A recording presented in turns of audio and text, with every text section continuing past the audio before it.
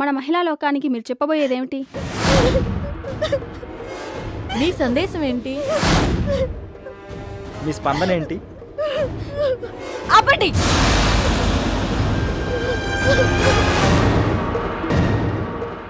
చూసారా సంజయ్ గారు, జరిగిన దారుణంతో మాకు పిచ్చెక్కిపోయింటే వీళ్ళ అడ్డమైన ప్రశ్నలతో. అది కాదు శ్యామలరావు గారు, ప్రెస్ అంటే ఫోర్త్ ఎస్టేట్. జరిగిన ప్రతి సంఘటనని ప్రేక్షకులకు తెలియజేయాల్సిన నైతిక బాధ్యత మా మీదే ఉంది. చాలు చాలు, దయచేసి మీరందరూ వెళ్ళిపోండి ప్లీజ్. వెళ్ళిపోవాలి. మా ఇంటర్వ్యూ ఇంకా పూర్తి కాందే. మీడియాని అడ్డుకోవాలనుకోవడం నేరం, అది మీకు తెలుసా? Shut up. జరిగిన సంఘటనతో తను కుళ్ళి ఏడుస్తుంటే మీరు ఇంటర్వ్యూ చేస్తారా? అడ్డమైన ప్రశ్నలు వేసి తన మనసును మరింత కొలబొడుస్తారా? ఏమడిగారు? రేప్ చేయబడుతున్న క్షణంలో తన స్పందన ఏంటో చెప్పాలా? జరిగిన సంఘటన పట్ల తను ఎలా రియాక్ట్ అవుతుందో పూసగుచ్చినట్టు వివరించాలా? మహిళా లోకానికి తన సందేశం ఏంటో చెప్పాలా? ఇలాంటి ప్రశ్నలు వేయడానికి మీకు సిగ్గుగా అనిపించడం లేదు? మేడం, మీరు ప్రెస్ వాళ్ళని అవమానిస్తున్నారు. మీడియా వాళ్ళ గురించి నీచంగా మాట్లాడుతున్నారు. నోరు తెరిచి ఆవిడ వివరాలేవి చెప్పకపోతే ప్రశ్నించకుండా మేమేలా ఉంటాం? ప్రశ్నించండి. తన మొహాన్ని మీ టీవీ ఛానల్లో క్లోజప్ లో చూపిస్తూ రేప్ చేయబడ్డ బాధితురాలు అని హెడ్డింగ్ పెట్టి ఈ సెన్సేషన్ న్యూస్ ని టెలికాస్ట్ చేసుకోండి, అమ్ముకోండి, మీ టీఆర్పీ రేటింగ్స్ ని పెంచుకోండి. ఇదేగా మీకు కావాల్సింది? Madam, this is too much. మేము ఇంటర్వ్యూ చేసేది మా కోసం కాదు, ఈవిడ కోసం. నిజాన్ని నిర్భయంగా చెప్పడం కోసం, జరిగిన దారుణాన్ని ప్రేక్షకులకు తెలియజేయడం కోసం. ఏంటి? జరిగిన దారుణాన్ని ప్రేక్షకులకి తెలియచేస్తారా? ఆ తరువాత ఏంటి? ఆ తరువాత బాధితురాలి గతేంటి అని మీరు క్లోజప్ లో చూపించిన బాధితురాలి ఫోటో చూసి గుర్తుపట్టిన జనాలు ఇదేరా రేప్ చేయబడింది అని మాటలతో కుళ్ళబడుస్తుంటే అందుకు బాధ్యులెవరు? మీలో కనుక నీతి నిజాయితీ ఉంటే మీ గుండెల మీద చేయి వేసుకొని ఒక్క మాట చెప్పండి. ఏనాడైనా ఏ సెన్సేషన్ న్యూస్ కైనా ఫాలో అప్ యాక్షన్ చేశారా? మేము న్యాయం చేస్తాం అని ఎక్స్ప్లెయిన్ చేస్తున్న బాధితురాలికి ఆ తర్వాత న్యాయం జరిగిందో లేదో ఎప్పుడైనా తెలుసుకున్నారా? లేదు, తెలుసుకోరు. మీకు అవసరమే లేదు. మీ పనైన తర్వాత ఏదైతే మీకు సెన్సేషన్ న్యూస్ అని వాడుకున్నారో దాన్ని చెత్త కుప్పలో పాడేస్తారు. బకాసురుడికి రోజు బండెడన్నం కావాలన్నట్టు రోజు మీకు సరికొత్త స్టోరీ కావాలి. న్యూస్ ని న్యూస్ లా ప్రెజెంట్ చేయడానికి బదులు కల్పిత పాత్రలతో మర్డర్ ఇలా జరిగింది, రేప్ ఇలా జరిగింది, దోపిడీ ఇలా జరిగింది అంటూ జరిగిన దారుణాల్ని అన్యాయంగా, జుగుప్సాకరంగా ఫిక్షన్ స్టోరీస్ గా మార్చి మధ్యలో బ్రేక్స్ తో సహా టెలికాస్ట్ చేసే మీకు అసలు నైతిక విలువలంటూ ఉన్నాయా? Madam, we strongly protest. మీ మీద మా మీడియా ఫోరం తరపున డిస్మిషన్ కేసును బుక్ చేస్తాం. మీ ఇష్టం వచ్చినట్టు చేసుకోండి. I don't care. No get last.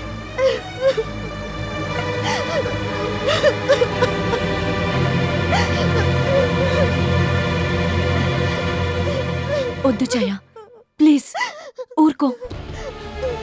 సంధ్య, నాకు ఏమీ కాలేదు, నీకేమీ కాలేదు. ప్లీజ్ ఛాయ. శ్యామలరావు, ఊరుకోండి. మీరే ఇలా ఉంటే ఇక ఛాయకి ధైర్యం వచ్చి చెప్తారు. ఛాయ, ఒకసారి నువ్వే చెప్పావు, గుర్తుందా? ఎదురు దెబ్బ తగిలినప్పుడే మనిషి ధైర్యంగా ఉండాలి అని. జరిగింది దారుణమే కాదనను, కానీ దాన్నే తలుచుకుంటూ బాధపడుతుంటే ప్రయోజనం ఏముంది చెప్పు? నా మాట విను. నీకేం కాలేదు. You're normal. You're absolutely normal. జరిగింది ఒక పీడకల యాక్సిడెంట్ అని మర్చిపో. నా వల్ల కాదు,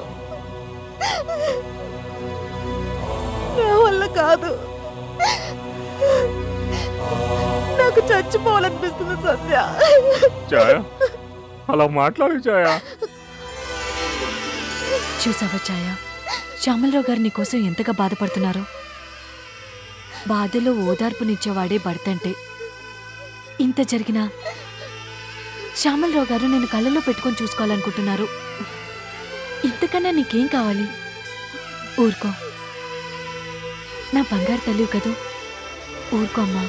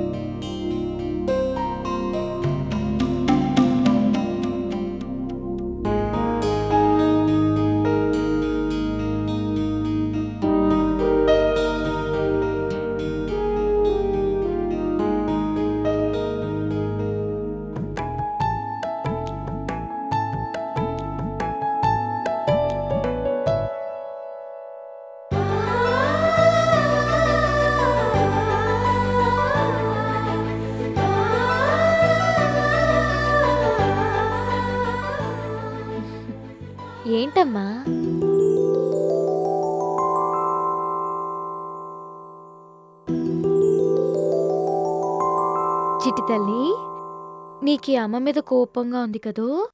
కళ్ళల్లో పెట్టుకుని నీ ఆలనా పాలనా చూసుకోవాల్సిన ఈ లేత వయసులో నిన్నెలా వదిలేసి మీ అమ్మ బిజినెస్ బిజినెస్ అని రోజు వెళ్ళిపోతుందని అలిగావు కదూ? అందుకే వెళ్ళొద్దమ్మా అంటూ. కానీ కుదరదు కదరా. నీకే కాదు, నాకు గుండె బరువుగానే ఉంది. మీ అమ్మకే కాదమ్మా, ఉద్యోగాల కోసం వ్యాపారాల కోసం రోజు పొత్తిళ్లలో బిడ్డలను వదిలేసి వృత్తి ధర్మం కోసం బయటికి వెళ్లే అమ్మలందరూ ఇలా కంటతడి పెడుతూనే బయలుదేరతారు. కన్నపేగు మమకారాన్ని మడతలు పెట్టి కడుపులోనే దాచుకుని నీళ్లు నిండిన కళ్ళతో తడబడే కాళ్లతో. ప్లీజ్ నా చిట్టి తల్లి కదూ, వదిలిపెట్రా.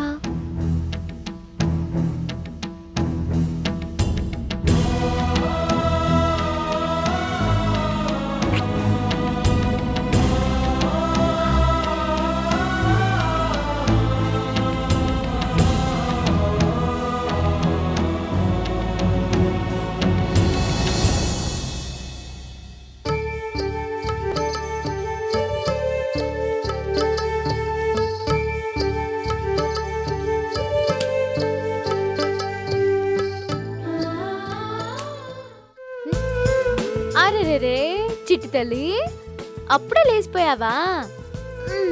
అల్లరి పిల్ల. ఏమైంది రాధా, ఇవాళ ఇంత టెన్షన్ పడుతున్నావే? ఏం లేదు, మొన్న క్యాన్సిల్ అయిన కంపెనీ డైరెక్టర్స్ మీటింగ్ ఇవాళ ఉంది. చాలా ముఖ్యమైన విషయాల్ని డిస్కస్ చేయాలి, అందుకే. సరే, పాపని లైవ్ నేను చూసుకుంటాను. మరి మీరు హాస్పిటల్కి? పర్వాలేదు, ఇవాళ అర్జెంట్ కేసులు ఏం లేవు, మెల్లగా వెళ్ళొచ్చు. థ్యాంక్స్. ఎందుకు? పాప బాధ్యత మన ఇద్దరి మీద ఉంది.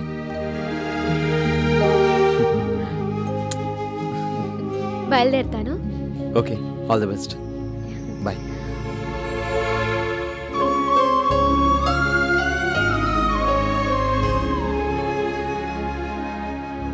Bye teddy.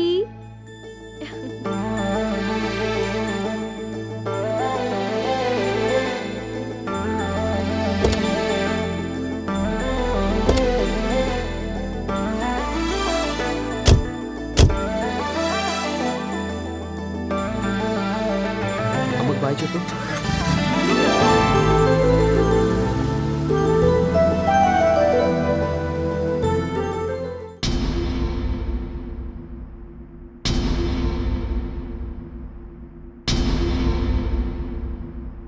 మేడం గారండి, ఈ యాక్షన్కి అర్థం ఏంటండి? సింపుల్. కలుస్తారా విడిపోతారా, కలుస్తారా విడిపోతారా. తమరు చిచ్చు పెట్టా కూడా ఇంకా కలవటం కూడానండి?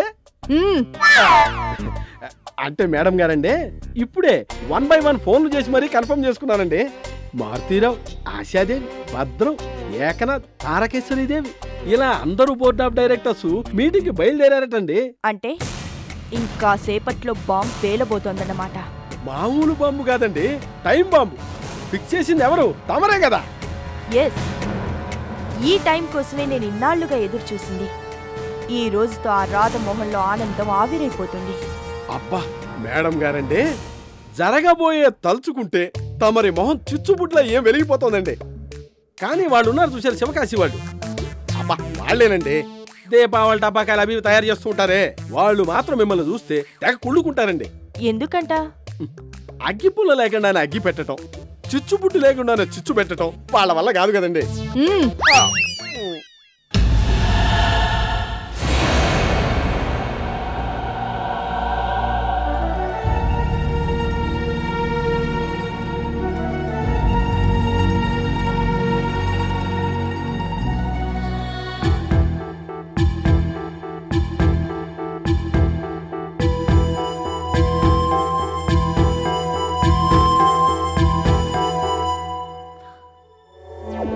డియర్ బోర్డ్ మెంబర్స్, ఈ కంపెనీ మేనేజింగ్ డైరెక్టర్గా నేను బాధ్యతలు చేపట్టిన తర్వాత for the first time half year balance షీట్ని, వర్కర్ ప్రపోజల్ ప్లాన్స్ని మీ ముందుంచడం జరిగింది.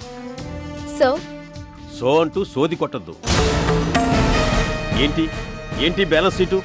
భవానీ ప్రసాద్ గారు ఉన్నప్పుడు ఆయన నిర్వహణలో లాస్ట్ టైం బ్యాలెన్స్ షీట్ లో 20% మన కంపెనీ ఆదాయం ఉంది. ఇప్పుడు ఓన్లీ 10%. వై? ఎందుకు ఇలా జరిగింది? అసలే ఒక పక్క లాభాలు తగ్గిపోతుంటే ఉన్న దాంట్లో నుంచి వర్కర్స్ వెల్ఫేర్ ఫండ్ సేకరించి ఇల్లు కట్టించాలా? ఇల్లు అసలు ఏంటి అర్థం లేని ప్రపోజల్స్? యాజ్ ఏ సీనియర్ డైరెక్టర్గా I'm questioning. I want your explanation. నా ఒపీనియన్ కూడా అదే. వాట్ రమ్య, నిన్ను నమ్మి మేనేజింగ్ డైరెక్టర్గా చేస్తే నీ ఇష్టం వచ్చిన నిర్ణయాలు తీసుకుని కంపెనీ లాభాలకు గండి కొడతావా? నువ్వు గొప్ప దానకన్ని లెవెల్లో పేరు తెచ్చుకోవడానికి నీ ఇష్టం వచ్చిన ప్రపోజల్స్ చేస్తావా? నాది కూడా సేమ్ ఫీలింగ్. ఇక మీదట నీ చేతుల్లో ఈ కంపెనీ భద్రంగా ఉండదని నా strong feeling. No, this is too much. సొమ్మొక్కడిది సోకొక్కడిది అన్నట్టు డబ్బేమో అందరిదీను, పెత్తనం నీది మాత్రమేనా? ఏదో డేరింగ్ డాషింగ్ అన్నావు కదా అని ఓ ఛాన్స్ ఇచ్చి చూస్తే మొత్తానికి కంపెనీని ముంచేసేలా ఉన్నావే. Stop it.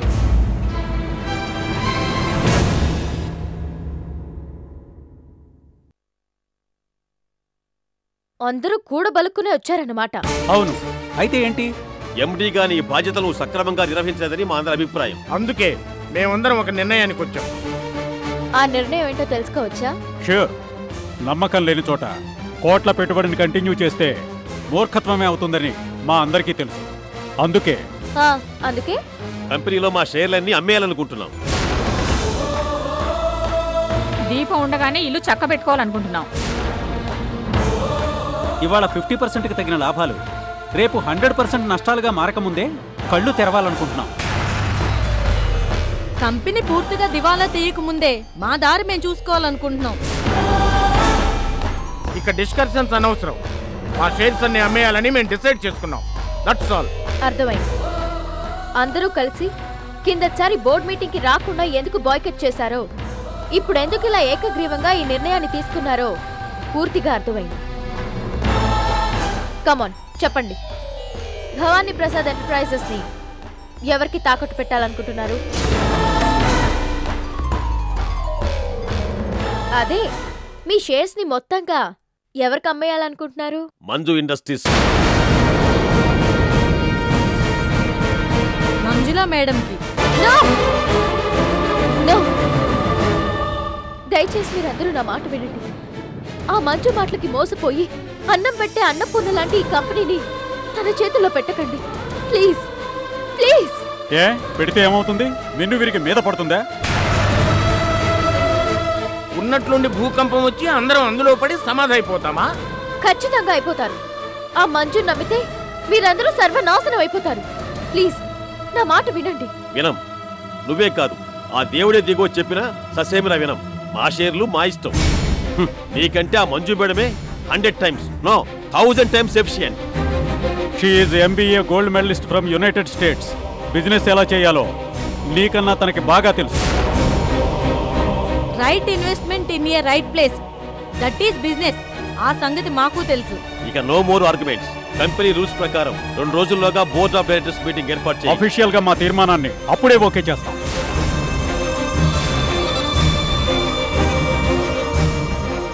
అంతేకాదు, కంపెనీ షేర్స్ లో ఎక్కువ భాగాన్ని తన సొంతం చేసుకోబోతున్న మంజు మేడం గారినే మేనేజింగ్ డైరెక్టర్ గా అనౌన్స్ చేస్తాం. మెజారిటీ మాదే, నిర్ణయము మాదే. That's all. పదండి.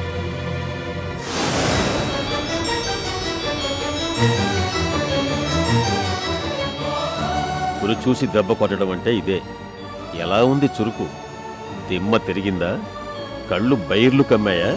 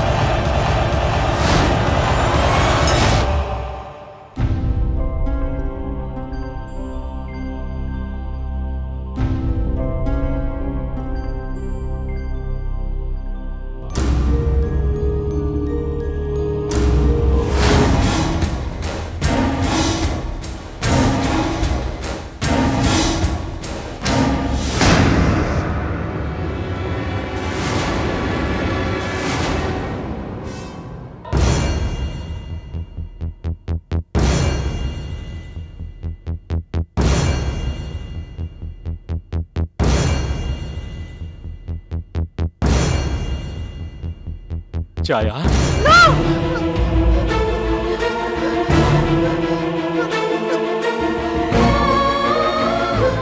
వద్దు, నన్నేం చేయొద్దు, మీకు దండం పెడతాను. వద్దు, నన్నేం చేయొద్దు, వద్దు, నా దగ్గరికి రావద్దు, వద్దు, నన్నేం ఛాయా నేను ఛాయా నీ శ్యామలరావు నీ శ్యామలరావు ఛాయా ఛాయా ఛాయా నీ శ్యామలరావు ఛాయా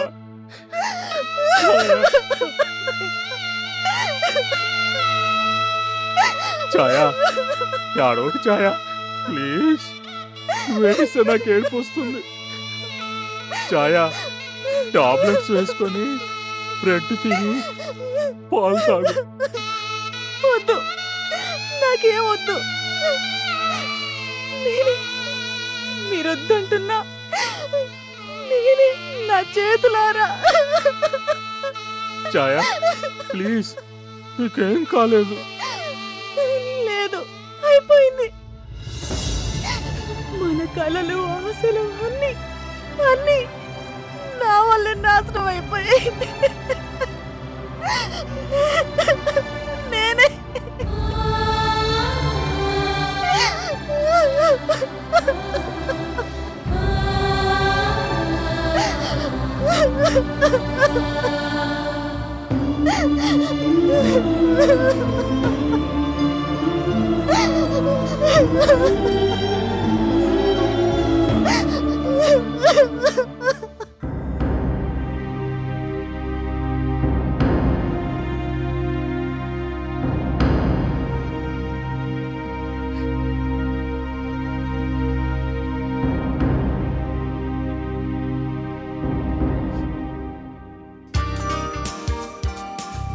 అత్త నేను తుంచినా?